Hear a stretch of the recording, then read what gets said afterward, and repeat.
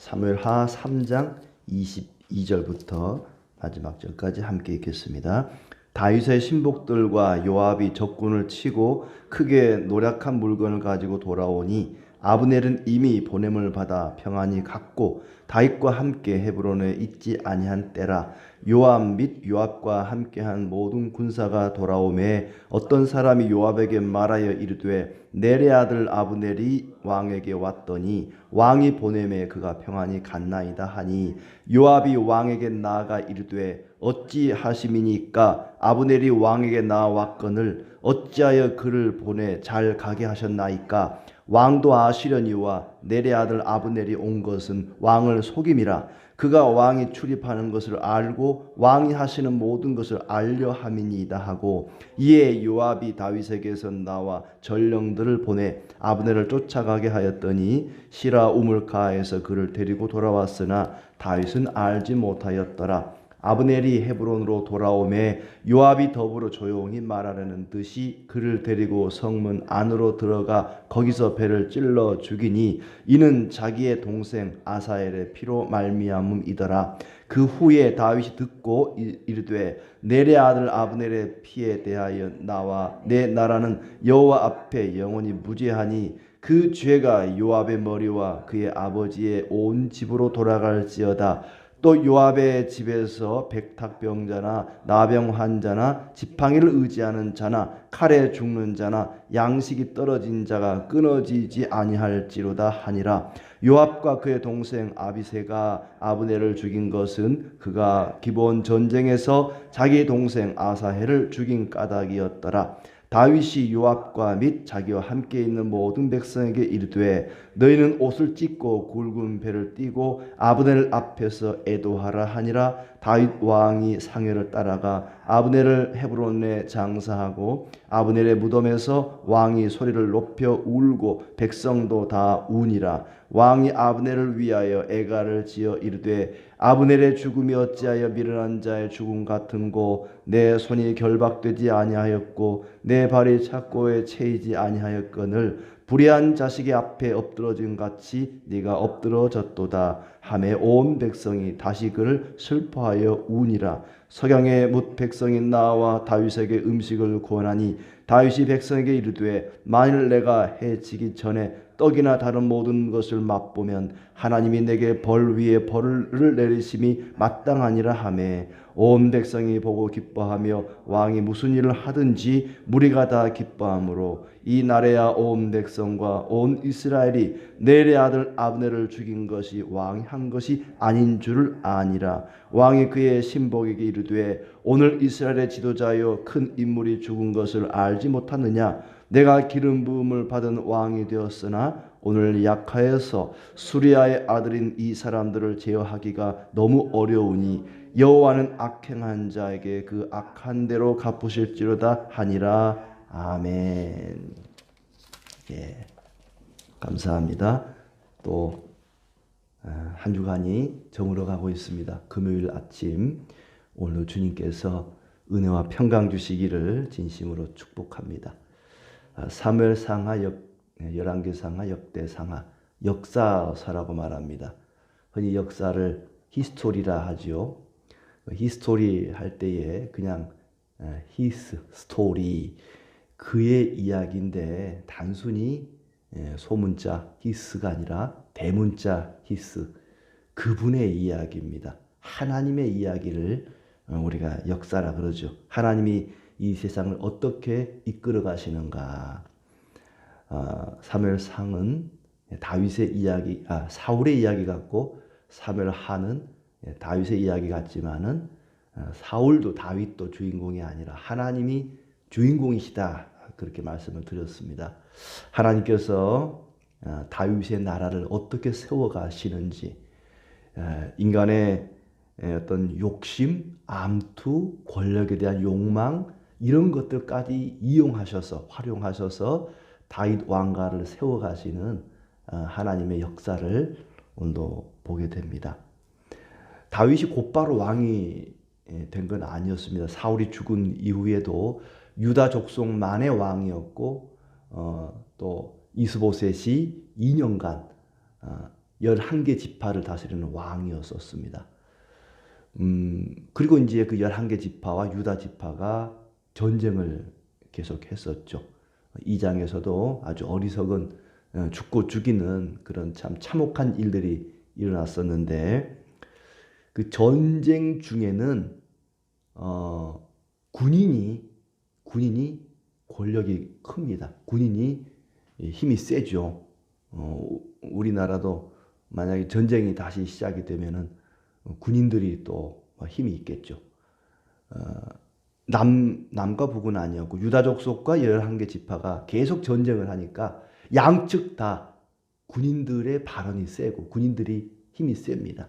그래서 이제 유다 지파 쪽에서는 요압, 또 이스보셋 사울 지파 쪽에서는 이제 아브넬, 이 두 사람이 굉장히 그 왕들에게 속된 말로 덤벼드는 그런 장면이 오늘 나오고 있습니다.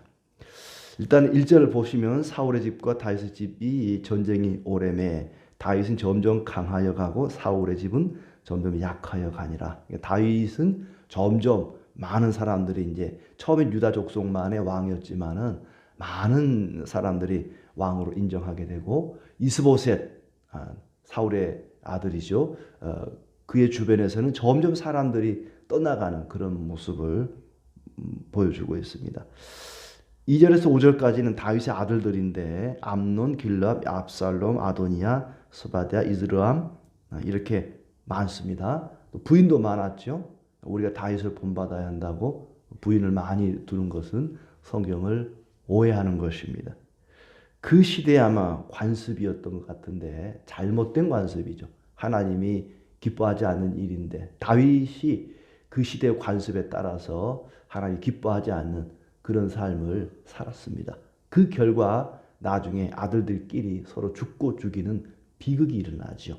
그러니까 다윗이 했다고 다 좋은 게 아니고 아브라함이 뭐 부인을 열어뒀다고 해서 그걸 따라할 필요는 없는 거죠. 야, 나중에는 이런 일도 일어나는구나. 이게 좋은 게 아니구나 하는 걸 우리가 봐야지. 그러니까 다윗이 주인공이 아니라니까요. 하나님이 주인공이시지. 다윗이 한 건 다 옳고 뭐 위인을 만드는 그런 책이 아닙니다. 성경은 어떤 인물을 위인을 만드는 게 아닙니다. 이런 참 부족하고 참 연약한 사람을 통해서도 하나님이 당신의 나라를 세워 가셨구나 하는 걸 느낄 수 있는 거죠. 자, 아무튼 다윗은 자녀도 많아지고 다른 사람도 점점 많아지고 이제 반면에 사울의 집안 이야기가 6절부터 나옵니다. 장군이었던 아브넬, 사울 바로 밑에 2인자와 같은 그런 장군이었는데 사울이 죽고 나서 그 이스보셋이라는 사울의 한 아들을 왕으로 세웠습니다. 아마 이스보셋은 몸에 장애가 있어서 전쟁터에 나가지 않는 바람에 살아남았던 것 같아요. 근데 이제 이스보셋을 왕으로 세워놓고 사실 허수아비죠. 이스보셋은 실질적인 권력은 아브넬이 가지고 있는 겁니다. 근데 이 아브넬이 왕이 아니고 이스보셋을 왕으로 세워놓고 자기는 그 밑에 있는 이제 국방부 장관쯤 되는데 사울의 첩과 간통을 통관을 했습니다. 보통 이것은 혁명을 성공한 사람이 권력을 찬탈한 뒤에 선왕의 부인이나 첩을 이렇게 간음하는 그 자기가 이제 내가 왕이다 이걸 대외에 알리는 그런 아주 못된 행태인데 아브넬이 왕도 아니면서 이스보셋에게는 작은 어머니가 되겠죠. 사울의 첩이니까 그와 그녀와 통관을 했단 말입니다. 그걸 두고 이제 이스보셋이 뭐라고 한 거예요. 네가 어찌 우리 아버지의 첩을 그렇게 겁탈할 수가 있느냐 했더니 아브넬이 오히려 똥낀 놈이 성낸다고 왕에게 덤벼드는 겁니다. 항명을 한 거예요. 그리고 배반을 합니다. 몸도 좀 장애가 있고 허수아비 왕을 세워놨으니 무시할 만도 하죠. 또 참 인간이라는 게 이래요. 자기보다 약한 사람 보면은 깔보고 무시하는 게 그게 인간이거든요.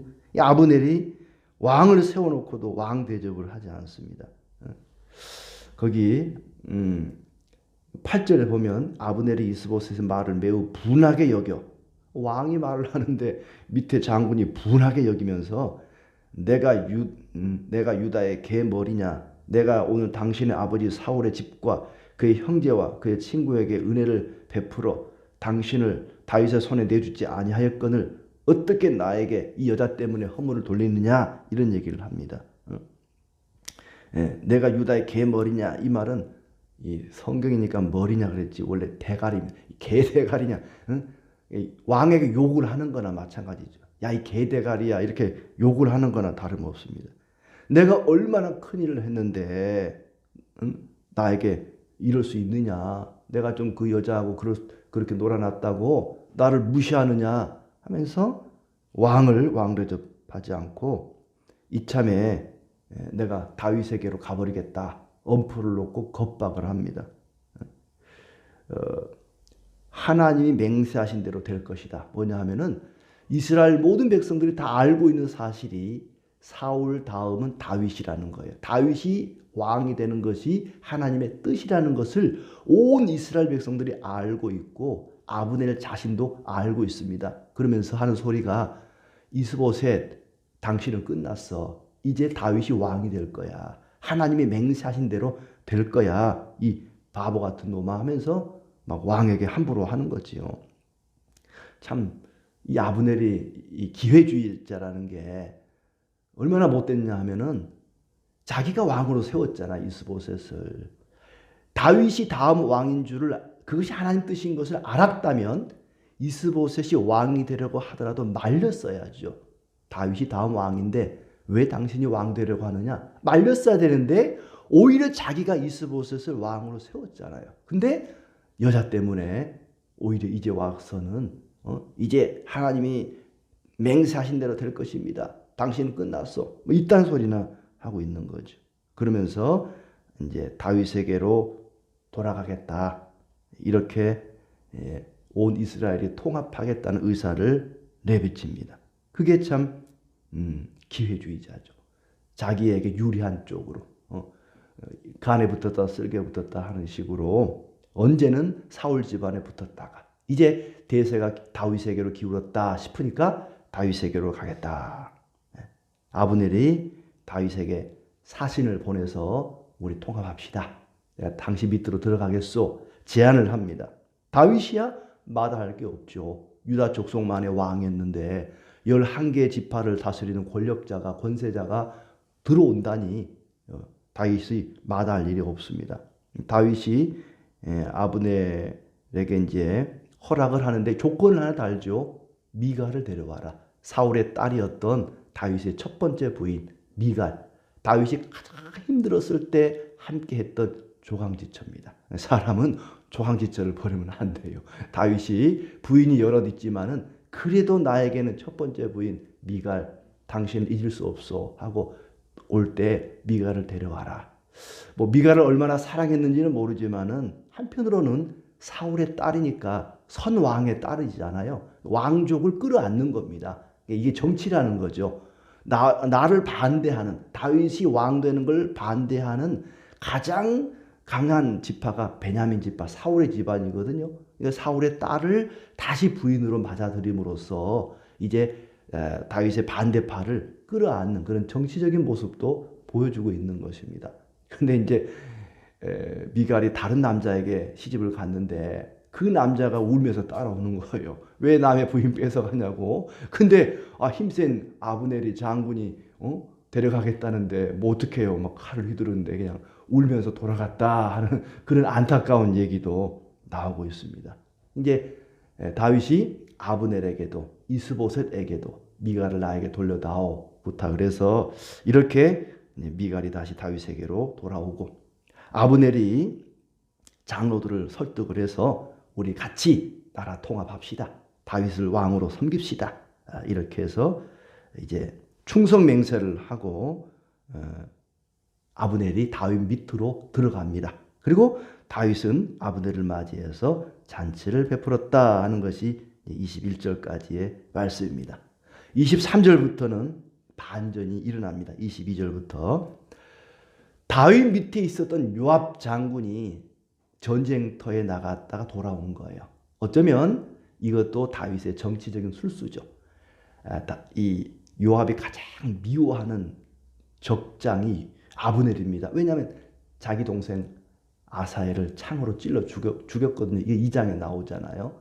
그러니까 이 요압은 아브넬을 향해 이를 갈고 있을 겁니다. 그러니까 아브넬이 다윗을 찾아온다고 하니까 다윗이 요압에게 전쟁터로 내보냈는지도 모르죠. 서로 부딪히지 않게 하려고. 근데 요압이 전쟁터에서 딱 돌아와 보니까 소식이 들려오기를 아브넬이 다윗을 만나고 돌아갔습니다. 소식을 들은 거예요. 요압이 가만히 있을 리가 없지요. 사람을 보내서 아브넬에게 할 말이 있으니까 잠깐 와보라고 이제 부릅니다. 다윗은 그걸 전혀 몰랐죠. 아브넬이 돌아오니까 요압이 사람을 시켜서 아브넬을 죽였다.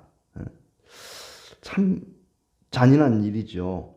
암살을 당한 것입니다. 그 이유가 뭐냐면 자기 동생 아사엘을 죽였다는 거예요. 그 얘기를 듣고 28절 29절 보면 다윗이 입에도 담을 수 없는 저주를 요압에게 퍼붓습니다. 다윗이 앵간해서는 이게 욕 같은 거 잘 안 하거든요. 근데 28절 29절 보면은 저주도 이런 저주가 없어요. 평생 니네 집안에 병자가 떠나지 않고 뭐 지팡이를 짚고 사는 사람이 떠나지 않고 하면서 양식이 떨어진 자가 끊어지지 아니할 것이로다 하면서 요압 집안을 막 저주를 퍼붓습니다. 자, 다윗이 그 얘기를 듣고 식음을 전폐합니다. 밥이 넘어가지를 않습니다.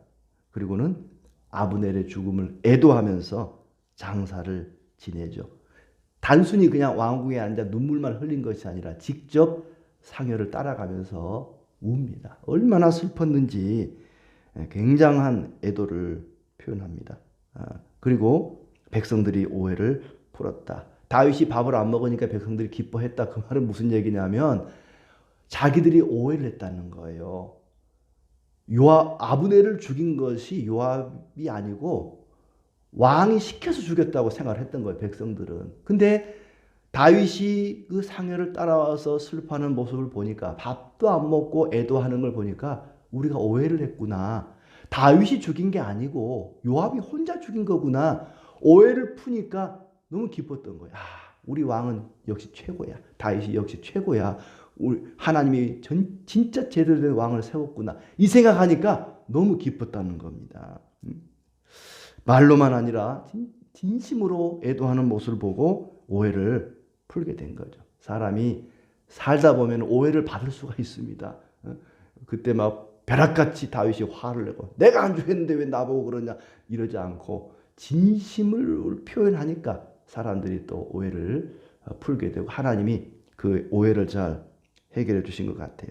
근데 이제 마지막 부분 보면은 이 수르야의 아들들, 이 요압, 아비새, 아사엘은 이제 죽었고 이 인간들 때문에 내가 너무 힘들다. 그 얘기를 마지막 절에 하고 있습니다. 내가 기름 부음 받은 왕이 되었는데 오늘 약하여서 수르야의 아들인 이 사람들 막 자기 허락도 없이 자기한테 물어보지도 않고 가서 아브넬을 죽여버리고 말이지.